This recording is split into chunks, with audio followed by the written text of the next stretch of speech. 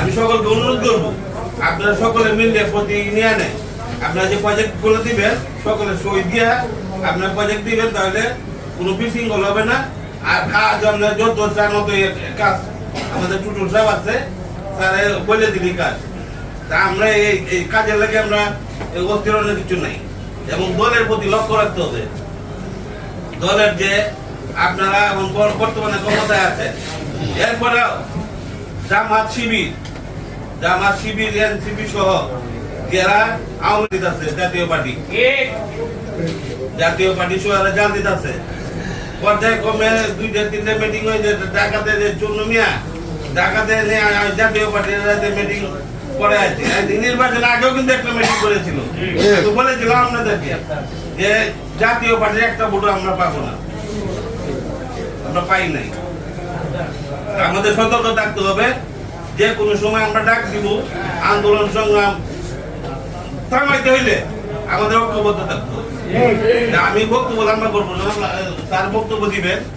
আমি মনে করি যে আপনারা যদি ঐক্যবদ্ধ থাকেন, স্যার এমপি হইছে, মন্ত্রী স্যার আবার পাবেন, আমরা আশা করি। আমরা উপরে এরপরেও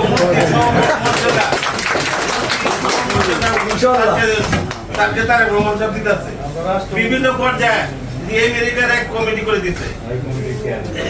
তারপরে এই সংসদীয় কমিটি বিভিন্ন পর্যায়ে তারা বাদ দিয়ে কোন কমিটি বর্তমানে হয়। এই যে সারা বিশ্ববিদ্যালয়ের যে সভাপতি এমনি পর্যায় কমে তার আরো এই কাজ আপনাদের কানে দিবে। আপনার কথা শুনে কিছু নাই, তবে আপনার ঐক্যবদ্ধ থাকবেন, এই হলো আমার বিশেষ অনুরোধ। এরপরে পাবেল বক্তব্য রাখছে, এরপরে আমাদের হারুন সরকার, এরপরে এই মুশারফ সহ যারা বক্তব্য রাখছেন আজকে গঠনমূলক বক্তব্য রাখছেন, আপনাদেরকে ধন্যবাদ জানানো হলো। এবং এই পর্যায়ে বক্তব্য রাখবেন আমাদের কর্মী উপজেলা বিএনপি সম্মানিত সভাপতি আইয়ুব আব্দুল্লাহ সাহেব। আজকে মত বিনিময় সভায় আমাদের প্রধান অতিথি এবং সম্মানিত উপস্থিতি, আসসালামু আলাইকুম। নির্বাচনের পূর্বে আমাদের বক্তব্যে বলেছিলাম আমরা উনি নির্বাচিত হলে অর্থমন্ত্রী এইটুকু বলেছিলাম, অনেকে আশা করেছিলেন।